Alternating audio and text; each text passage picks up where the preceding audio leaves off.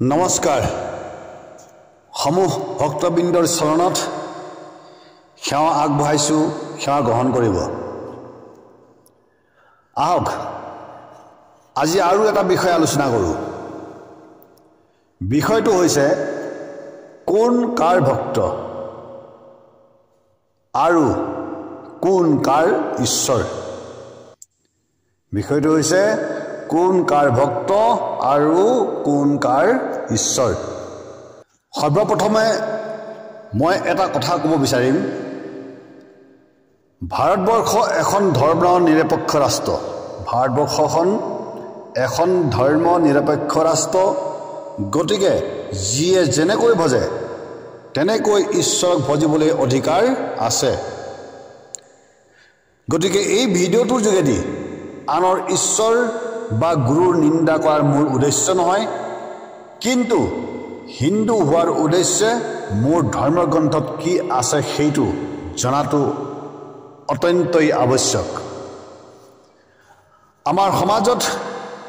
বা ধৰ্মগ্ৰন্থত প্ৰচলিত আছে যে মহাদেৱ 12 বৈষ্ণৱৰ ভিতৰত এজন শ্ৰেষ্ঠ বৈষ্ণৱ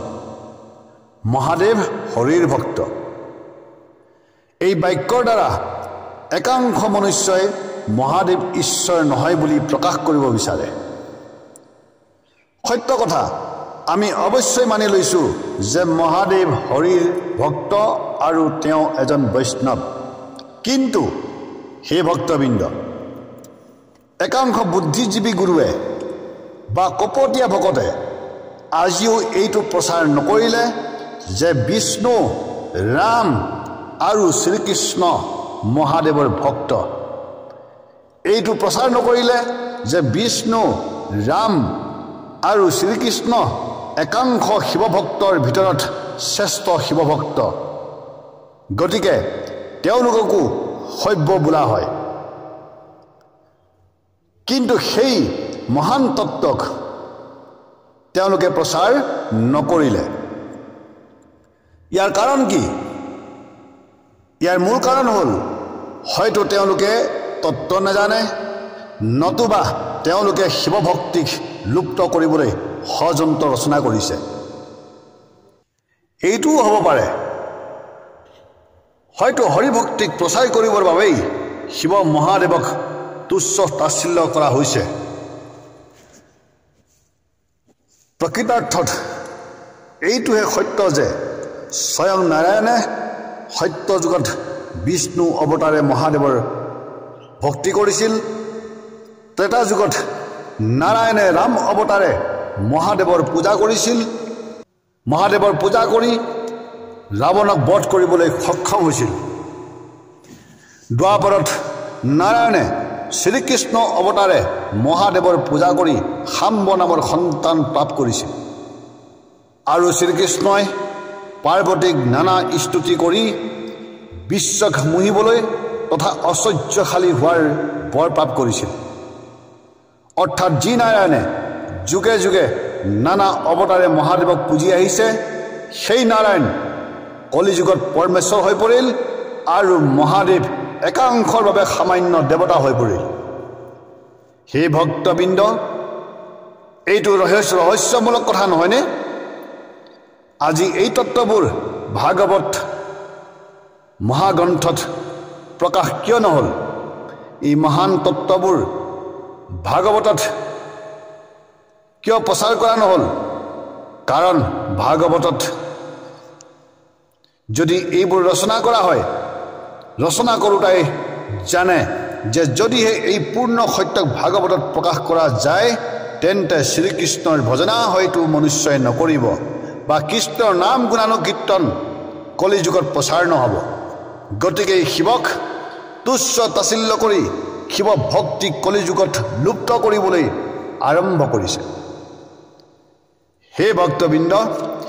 নাৰায়ণ নিৰাকাৰ পৰম ব্ৰহ্ম নহয় নাৰায়ণ আদি পুৰুষ না মানে জল অয়ন মানে শয়ন জলত শয়ন কৰাৰ বাবেই আদি পুৰুষক নাৰায়ণ বোলা হয় তেন্তে পৰমেশ্বৰ কোন পৰমেশ্বৰক পূৰ্বত প্ৰণৱ বা অলস নিৰঞ্জন আদি নামেৰে স্তুতি কৰা হৈছিল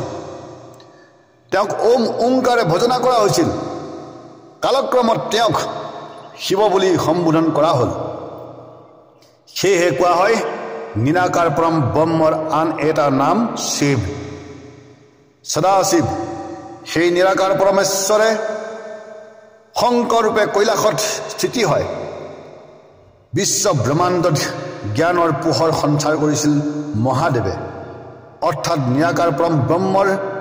প্ৰত্যক্ষ স্বৰূপ হৈছে শংকৰ যাক আমি মহাদেৱ নামেৰে সদায় নামাকৰণ কৰি আহিছোঁ শংকৰে হৈছে পৰমাত্মা পূৰ্ণ পৰমাত্মা শিৱ হ'ল শংকৰ সেয়েহে ব্ৰহ্মা বিষ্ণুক শিৱ বুলি কোৱা নহয় কেৱল শংকৰ মহাদেৱকহে শিৱ বুলি কোৱা হয় কিন্তু আজি মনুষ্যই পৰমাত্মা কোন তাৰ সঠিক সিদ্ধান্ত ল'বই পৰা নাই মায়া শাস্ত্ৰৰ কবলত পৰি মূল তত্ত্বৰ পৰা মনুষ্য বঞ্চিত হ'ল সেই পৰমেশ্বৰ শিৱক প্ৰাপ্ত কৰিবলৈ হ'লে ওম ওংকাৰৰ সহায়ত যোগ মাৰ্গ অৱলম্বন কৰিহে প্ৰাপ্ত কৰিব পাৰি আৰু যোগ মাৰ্গ ৰচয়িতা শংকৰ মহাদেৱেই হ'ল সমস্ত জ্ঞানৰ গুৰু যাক ওম নমঃ শিৱায় মন্ত্ৰে সম্বোধন কৰা হয় সেই পূৰ্ণ পৰমাত্মাই হৈছে সমস্ত গুৰুৰ গুৰু জগত গুৰু হে বান্ধৱসকল কলিযুগত শিৱ ভক্তিক গুপুত কৰাৰ মূল কাৰণ হ'ল পূৰ্বতেই শ্ৰীহৰিয়ে ভৱিষ্যবাণী কৈ গৈছিল যে কলিযুগত মায়া শাস্ত্ৰ আৰু মায়া গুৰুৰ প্ৰভাৱত সনাতন সংস্কাৰ শিৱ পূজা যজ্ঞ দান তীৰ্থস্থান শ্ৰাদ্ধ ধৰ্ম আদি সকলো লুপ্ত হ'ব মনুষ্যই ধৰ্ম এৰি অধৰ্ম আচৰণ কৰিব তেতিয়াই হৰিয়ে কল্কি অৱতাৰে ম্লেচ্ছক বিনাশ কৰিব আৰু পুনৰ বেদ ধৰ্ম প্ৰচাৰ কৰিব হে ভক্তবৃন্দ মই পুনৰ আপোনালোকক এষাৰ কথা মই কৈ যাওঁ যি ৰামে যি কৃষ্ণই যি বিষ্ণুৱে সদায় মহাদেৱক গুৰু মানি ভজনা কৰি আহিছে সেই গুৰুজনাক যদি আপুনি অপমান কৰিছে বা সেই গুৰুজনাক যদি আপুনি গুৰু বুলি নামানে অৱজ্ঞা কৰিছে তেন্তে আপুনি ৰাম ভক্তি কৰি হৰি ভক্তি কৰি কোনো পাৰ নেপাব গতিকে আজি কলিযুগৰ মূল মনুষ্য হৰিৰ মায়াত মুগ্ধ হৈছে কিন্তু যিজনে শিৱৰ আশ্ৰয়ত থাকিব তেওঁ হৰিৰ মায়াৰ পৰা ৰক্ষা পৰিব গতিকে এতিয়াও সময় আছে এতিয়াও আপোনালোকে